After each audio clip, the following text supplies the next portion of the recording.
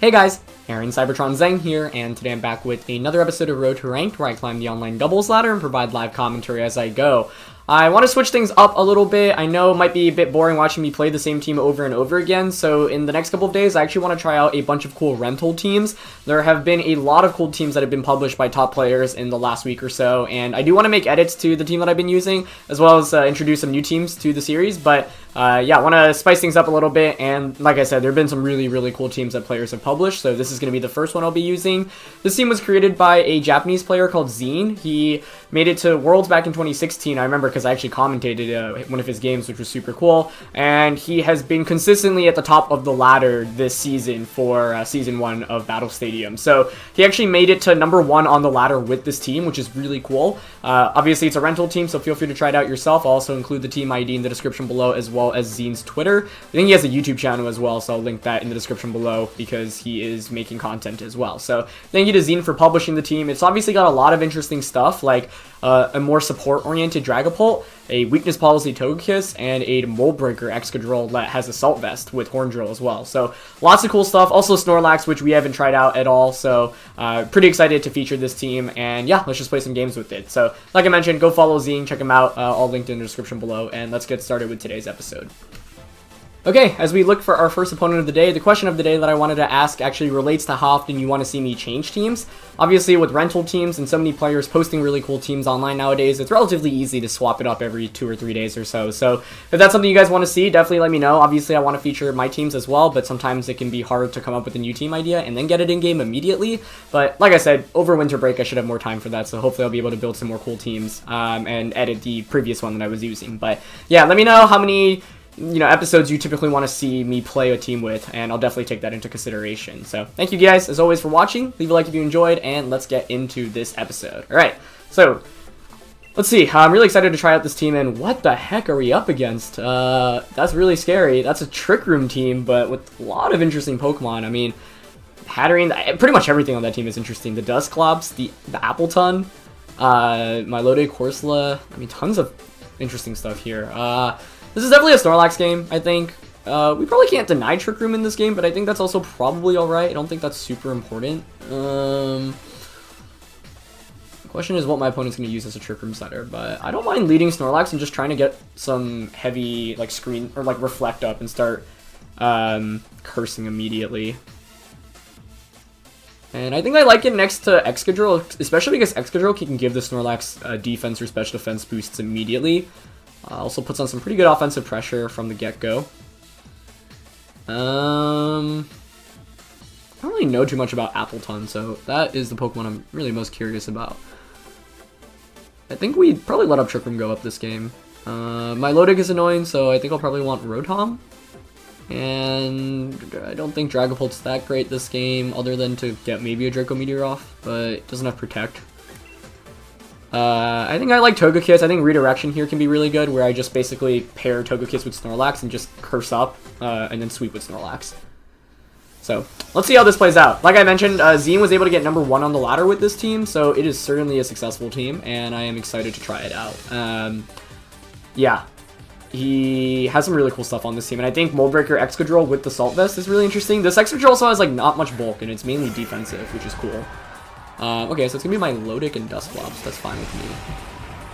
I feel like I honestly probably want to Dynamax Excadrill, and not even, like, I don't really care about the damage output, but more for the defense boost, because I think what I can do this game is just get Snorlax to, like, +3 special defense and +3 attack, / defense from cursing.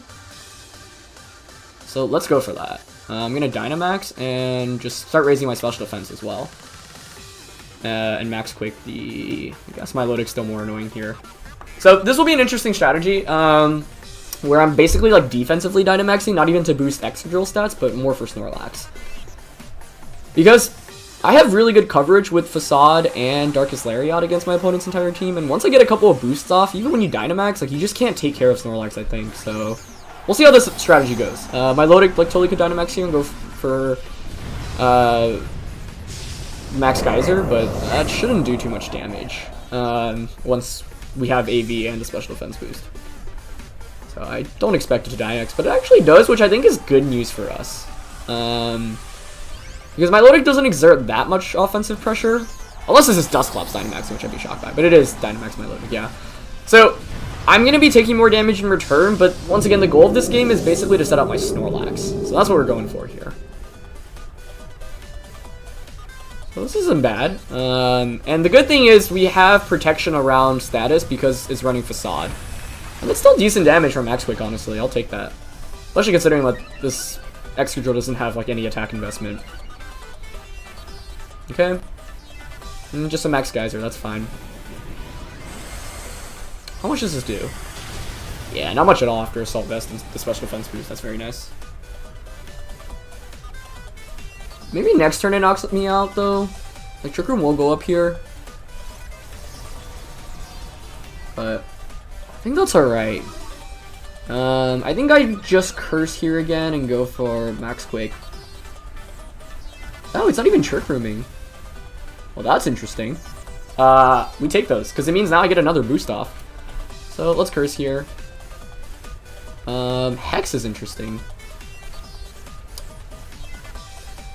Yeah, I'm honestly fine just cursing here. And who do I have in the back? Some pretty good Pokemon. I think I'll just go for another Max Quake, honestly, onto my Milotic. Yeah, these boosts are just going to be really good. I could target Dusclops here. That's actually a really good Max Guard for my Milotic. As maybe now we see Trick Room. Yeah, and that's the reason to target Dusclops there.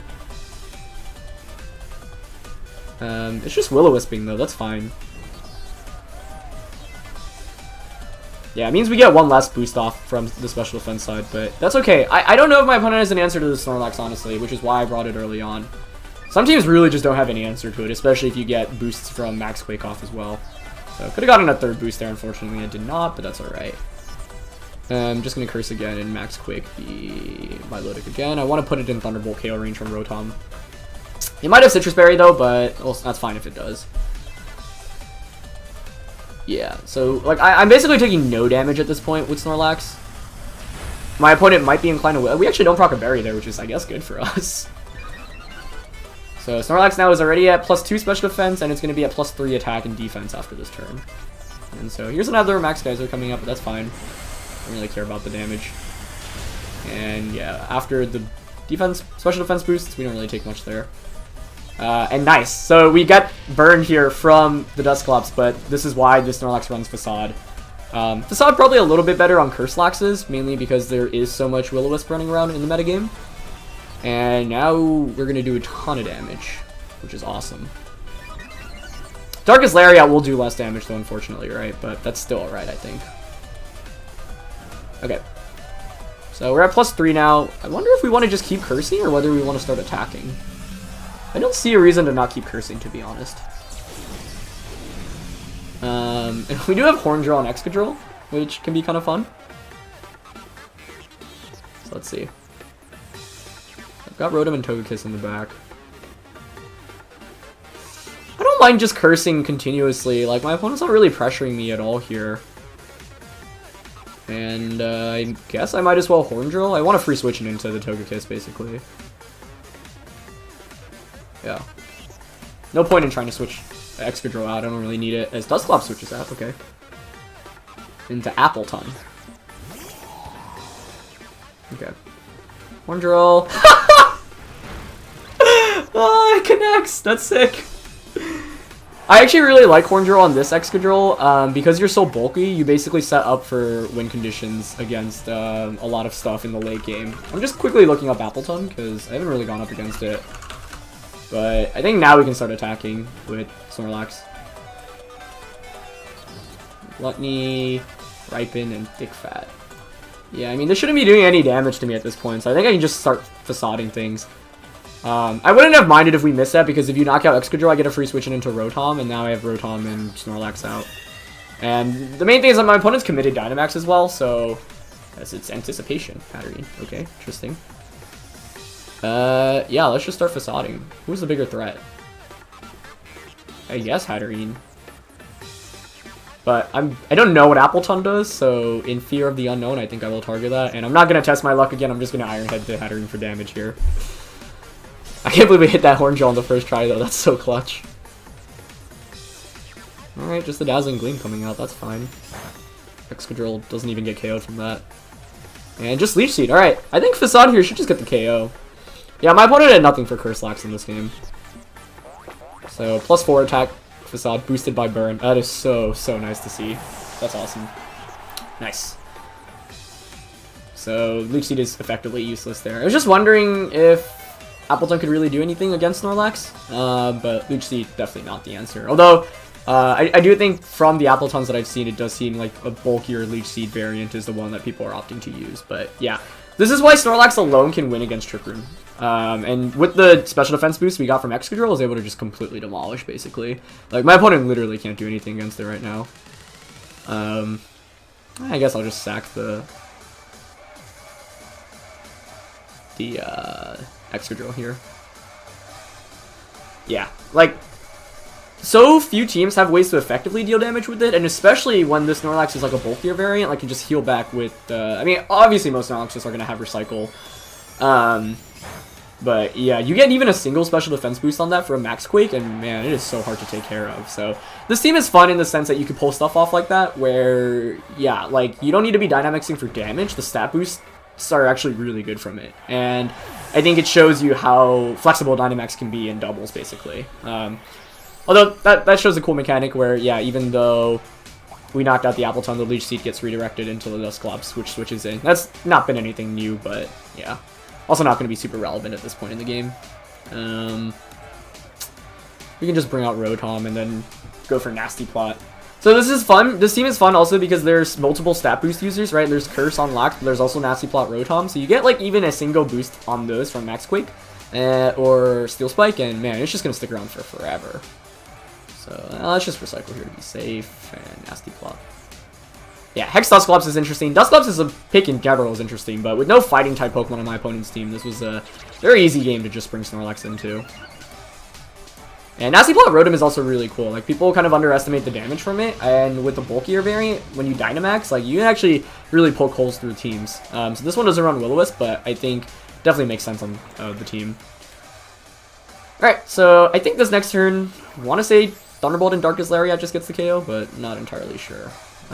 Dusclops is pretty bulky, and Hex will actually do some pretty good damage against us. Might be better to just click Curse with Snorlax, but oops. I think we should win in 2 turns anyway, regardless of what we do. So let's see how much. I actually want to see this calc too. I would expect Thunderbolt does around like 40% or so, and Darkest Lariat does around the same. Yep, a little bit more than 40 it looks like.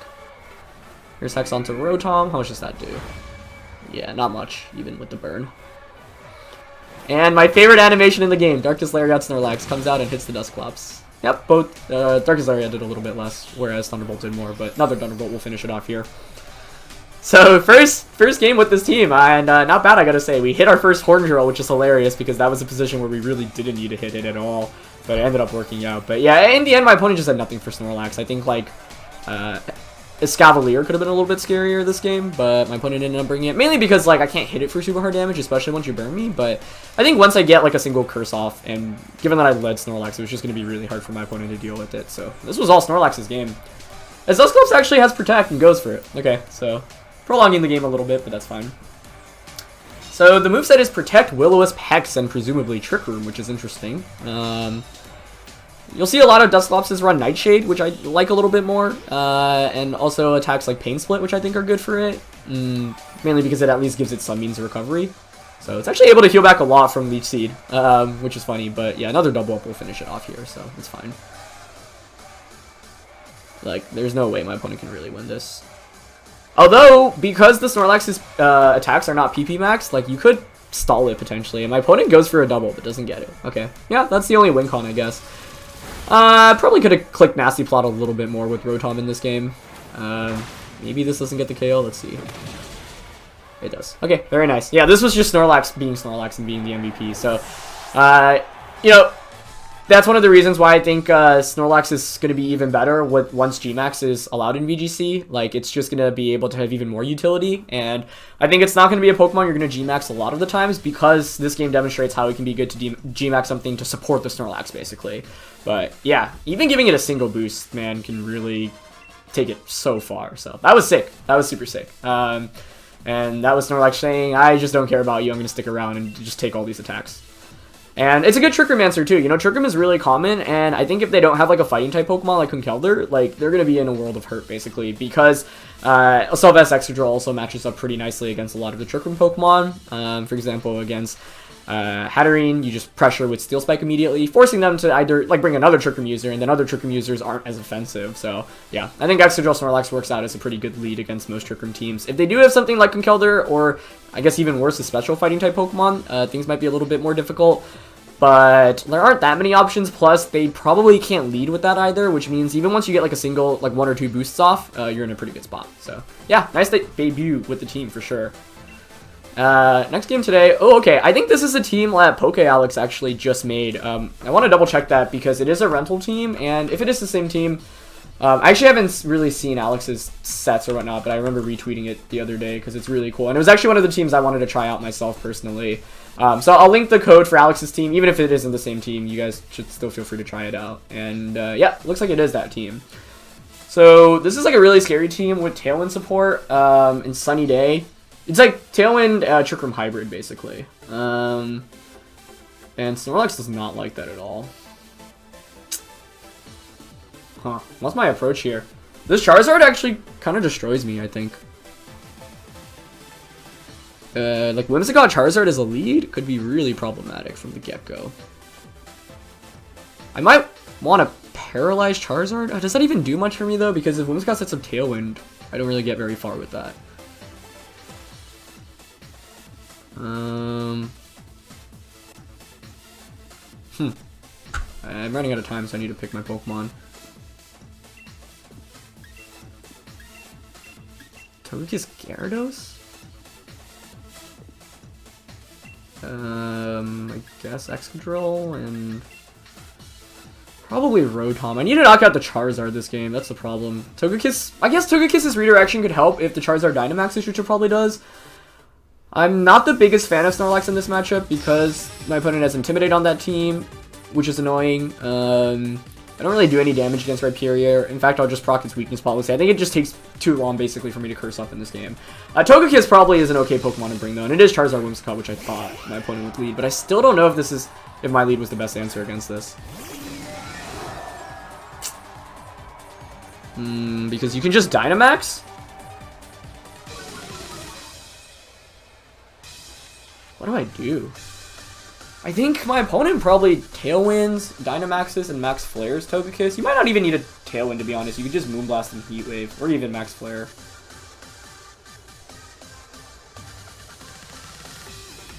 In order for me to win this, I need to knock out Charizard, and I think Excadrill then has a pretty good shot against everything else in the back. I think I want to Dynamax Gyarados this game.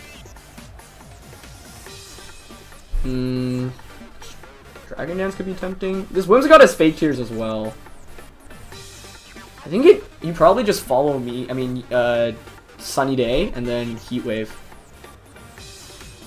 which kind of obliterates me. Air Slash, Dynamax, and Max Geyser.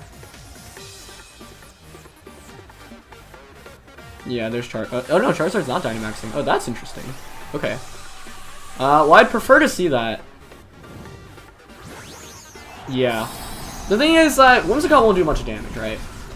And by Max Geysering, I should still do around 50% of damage, I think, even with Sun being up, and we'll get the weather back in my control. And this is Citrus Gyarados as well, right? So, okay, let's see.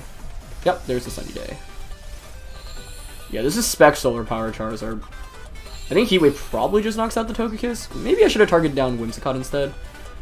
Ooh, but I actually dodge it, unfortunately, for my opponent.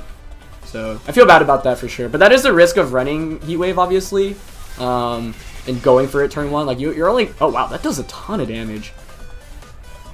Yeah, given that my opponent didn't Dynamax, I think... I mean, obviously, hitting that probably means that Togekiss faints, but now we're in a really good spot. But I do feel bad about that miss. Let's see how much I would have done. Actually, I don't even know the Togekiss's EV spread off the top of my head. Let's just assume max. I think it's max HP. Charizard. Solar Power.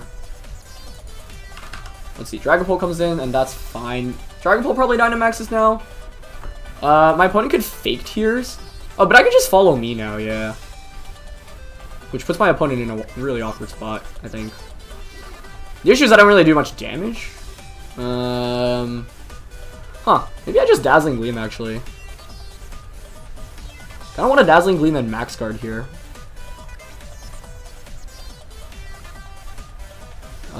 Unless my opponent Fake Tears Shadow Balls, but I feel like Gyarados is such a big threat, you have to worry about Max Airstream as well. But, I mean, that was a good turn 1, because by far the biggest threat to us in this, on my opponent's team is Charizard. Dragapult's still pretty scary to go up against, though. Like, Rotom doesn't really do very well into it, and so even though that was, like, pretty much the best turn 1, I still don't think we're in, like, the best of positions, but obviously, we got very fortunate there to not even lose Togekiss. Okay. So Dragapult, Dynamax is here. I'm hoping for, like, a Fake Tears or a Sunny Day, like a double up into the Gyarados slot. Yeah, perfect. Yeah. Good.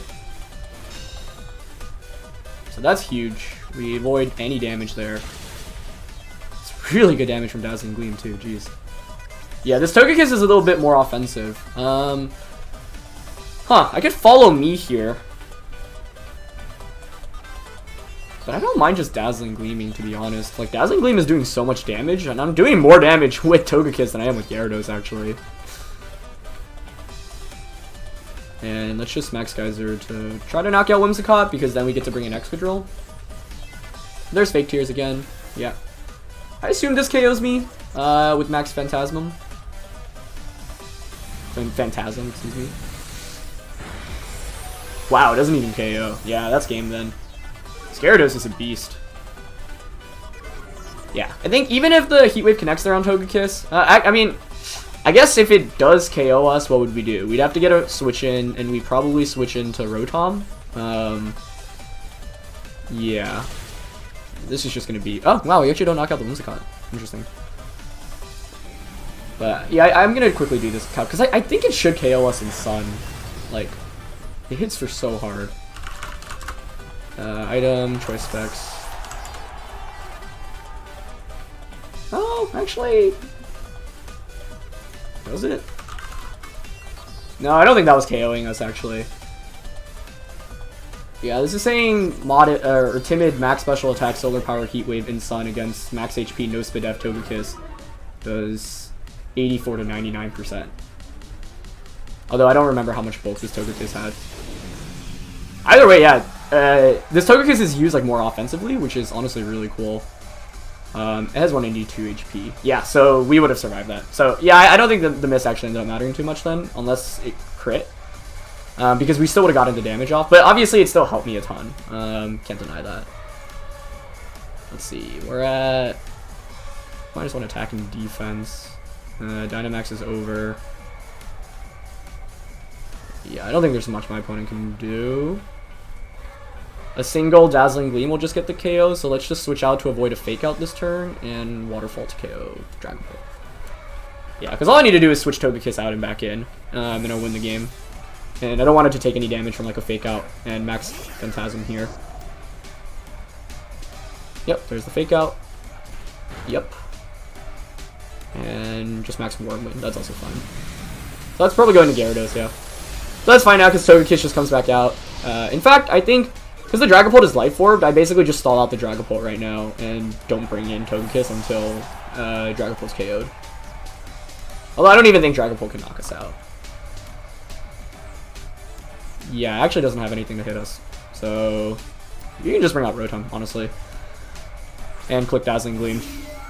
Yeah, this matchup looked really scary. I thought maybe my opponent wanted to consider, like, one play you could do is Dynamax and Max Flare the Togekiss after Fake Tearsing.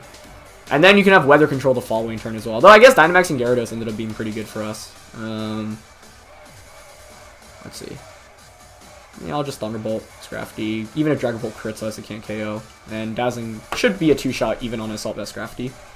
So, yep, there's Shadow Ball. I like the special Dragapult a lot, though, because that counters a lot of things. You know, a lot of Pokemon are running more physically oriented sets, or Dragapult specifically, but you block Will-O-Wisps, which is huge, and being able to Dynamax with Life Orb and just, like, knock out Duraludon, I think is really good, or Duraludon, I think is really good as well. So, yeah. Fun team to go up against there. I think I want to try out Alex's team soon as well, because I think like Fake Tears is a really underused move. I think like there's a lot of cool support there with the Charizard and with the Dragapult. But you can kind of see there are two modes where you have like the Trick Room mode and then you have the faster mode as well. And it's kind of hard to bring both, I would say. Because then you're forced to bring both Whimsicott and Bronzong, so you're really relying on two sweepers basically at that point in the game. And so in that match, my opponent had to go with Dragapult and Scrafty. And Scrafty doesn't really do much damage, as we saw, right? So you're pretty much relying on Charizard and Dragapult. And those are still relatively frail Pokemon. And if you're not getting knockouts, then you're just not going to be in a great position.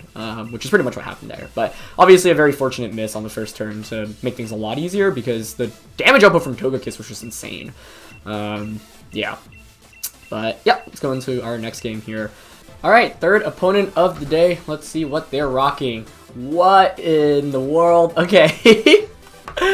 I don't even know how to properly pronounce that Pokemon. Alcremie or something like that? Yeah, Alcremie. I have no idea what it does, so I'm expecting to get bought by it in this game. That's the first time I've gone up against it in this generation. So, it's Fairy type. You can't put it to sleep with Sweet Veil and Aroma Veil. Yeah, is its hidden ability. Okay. How do we want to approach this matchup? I think Excadrill is going to be really good.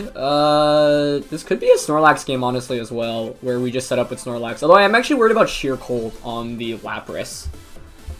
Let's see. Rotom, I think, is good here. Has to worry about Freeze Dry from Lapras, as does Gyarados, so I'm probably more inclined to bring the Rotom here.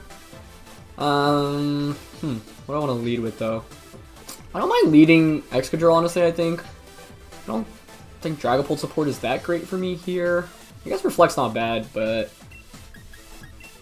Excadrill, Snorlax, Rotom, and Togekiss doesn't seem terrible, mainly for redirection to support.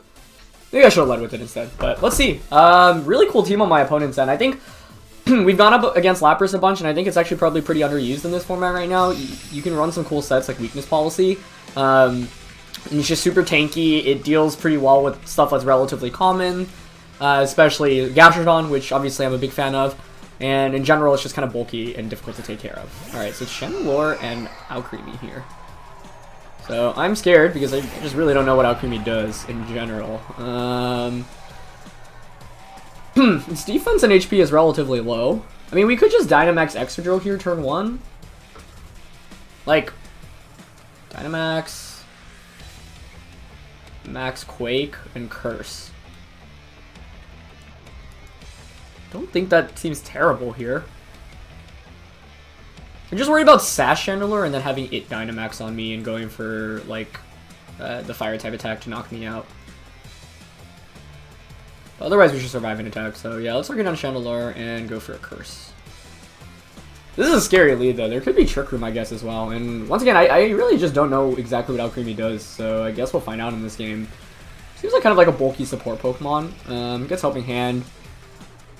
And can hit pretty decently. It has base 110 special attack. But other than that, yeah, we'll see. Cool to see Alcremie make its first appearance, though. And that's one of the fun things. Yeah, I feel like there's a lot of underused Pokemon right now. We saw Savali in that last episode. Alcremie in this one. Alright, so we're going to Dynamax. Maybe I should have targeted the Alcremie slot instead, but I wanted to... I mean, Chandelure's obviously a bigger offensive threat right now. Even if it's sashed, it's not the end of the world. Because I think after the special defense boost, we'll be able to survive a fire type attack. Unless it Dynamaxes. Even if it Dynamaxes, I'm not sure I'll be able to get the knockout. But let's see. No Dynamax, no Protect, no switches, nothing. Okay. Well, given that it's not Scarf, I'm expecting this to be Sash Chandelure, and it is, yeah. Alright. But I think this is still alright. I mean, we could have obviously targeted Alcremie, but now we'll get a special defense boost on both of these Pokemon. If Chandelure tries to Trick Room, then Snorlax will actually be able to take advantage of that, but it's just Heat Waving, that's fine. Oh my goodness, AV Excadrill takes that like a champ. And Alcremie actually tries to recover. Oh, interesting. Well, that's really good. Yeah, that's super ideal. I wonder if it's Babiri Berry Alchemy then. Either way, we get the curse up, which is quite nice. And I'm just not worried about that at all. Another special defense increase here on Snorlax would be amazing. So I think I'll just Max Quake here to knock out the Chandelure. And go for a second curse, yeah. So, given that Alchemy went for Recover, I assumed it could have survived a Steel-type attack as Lapras comes out. Okay, so Sheer Cold Lapras is what I'm worried about right now. So we'll knock out Chandelure. We'll be at +2 special defense with both of these Pokemon now, and +2 attack and defense with Snorlax. So let's see how much we can get off this. Definitely a good start to the game. That Chandelure practically did no damage. If Lapras Dynamaxes, then it can't go for Sheer Colds. And if it doesn't have Sheer Cold, then we are in a great spot. But I think it's a pretty common move to run on Lapras nowadays. You can run like Scald, Freeze Dry, Sheer Cold, Protect. Some combination of that, and then there are obviously a lot of good other moves on Lapras as well, but typically that's the set I would expect for like a Weakness Policy variant, where if you proc the Weakness Policy, you're doing a lot of damage, and then because it's bulky, you can Sheer Cold every now and then and just fish for it. Similar to how this Excadrill has a Horn Drill, but that is a pretty good start, that's for sure. So let's see what comes out. Either way, we've still got to turn a Dynamax. The one downside is, of course, my opponent will have the Dynamax advantage in this game, but that's alright. Alcremie comes back out, okay. Well, with Rotom and Togekiss in the back, what do I want to do? I really do expect this to be Weakness Policy Lapras. I kind of want to just knock out the Alcremie because I don't really know what it's going to do. And Max Quake plus Facade it. I don't even know if that KOs, to be honest. It's probably better to Steel Spike here, I guess, just to guarantee a KO. I don't think we need +3 special defense on Snorlax. Okay, so I expect this to be Lapras Dynamaxing. Looks like it, yep. That's alright. It's not going to really do much damage against us. Actually, this is good for us because now it means you also can't go for Sheer Cold, which means I should be sticking around for a while, even with both Pokemon. Like, Assault Vest Excadrill with 2 special defense boosts is just going to hang around for quite a long time. So, no Protect, no Helping Hand, it's just Max Steel Spike going into the Alcremie. Is that a KO? Yeah. Yeah, this Excadrill Snorlax combination is kind of gross. Like, this Excadrill doesn't even really have any attack EVs. I think it literally has 4 attack EVs, but Dynamax, you still just knock out so many Pokemon. As it's just Max Geyser coming out, but we should survive that easily at +2 Spidef and Assault Vest. This Excadrill's nuts! It takes no damage! That's actually so bulky. Yeah, we don't really do much damage with even with +2, but that's fine because Lapras can't Sheer Cold us right now. So Dynamax is over, but with +2 special defense on both, like, yeah, we're just taking attacks easily, basically. I am worried, I guess, if Dragapult Dracos, but if you Draco, then you're at -2 special attack for the rest of the game, and I think Rotom can clean up. So I think here I'll just double up into Dragapult with an Iron Head and a Darkest Lariat. And that should get the KO. I'm not sure. If Dragapult is special, it's certainly not knocking out either of these Pokemon. Actually, okay, that was actually the best possible play. Nice Phantom Force. But that's alright, because I can just double up onto that slot next turn. And, I mean, surely that's going into Excadrill. So, let's see if Max Geyser actually knocks us out here.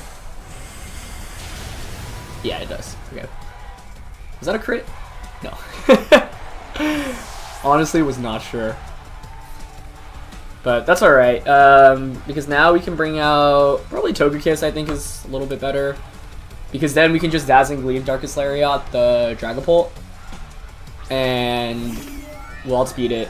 My opponent shouldn't be able to knock out either of these Pokemon, and then Rotom can just Thunderbolt once Lapras is non-Dynamaxed. So, yeah.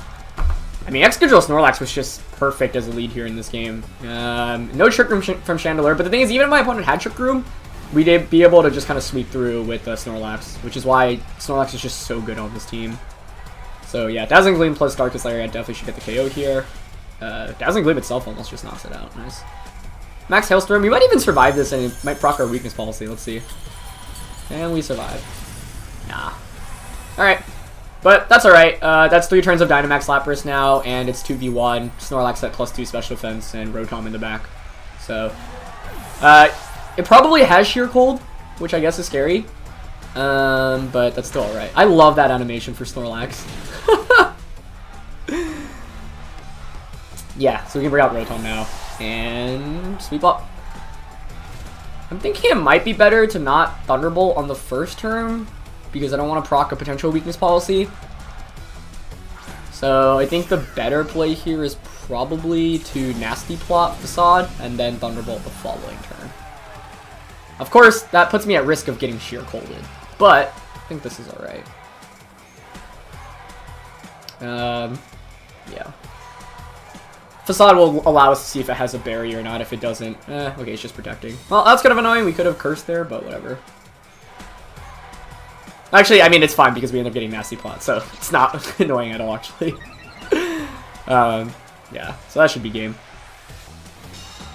I wouldn't be surprised if it was the Weakness Policy variant. Okay. Either way, Excadrill Snorlax was so good for us here. Yeah, pretty much had no counterplay. I really wonder what Alcremie was running outside of Recover. The turn 1 Recover was also an interesting play because if I Dynamax, I suppose it survives a normal Iron Head from Excadrill, so that could explain it. But yeah, this episode has really demonstrated the strength of Assault Vest Excadrill. Like, getting these boosts off and supporting Snorlax is just so good because, yeah, Snorlax doesn't do much damage, but if your opponent doesn't have like a fighting type Pokemon to threaten it, then it can literally just stay on the field forever and keep cursing up and just basically really put on a lot of pressure, and that means your opponent has to force the damage output onto the other Pokemon and then try to have an endgame against Snorlax. But then in this case, Excadrill is just so bulky after the Assault Vest. Like, it took super effective attacks from Chandelure and Lapras like it was nothing, which was pretty crazy to see. But yeah, pretty good start with this team. Quite happy with it, and I'm excited to play a little bit more with it. So yeah, definitely feel free to try it out yourself, guys. Please go follow Zeen, the creator of this team. His information is linked in the description below. And thank you guys for watching. If you enjoyed, please leave a like, and I'll see you guys soon. All right, peace.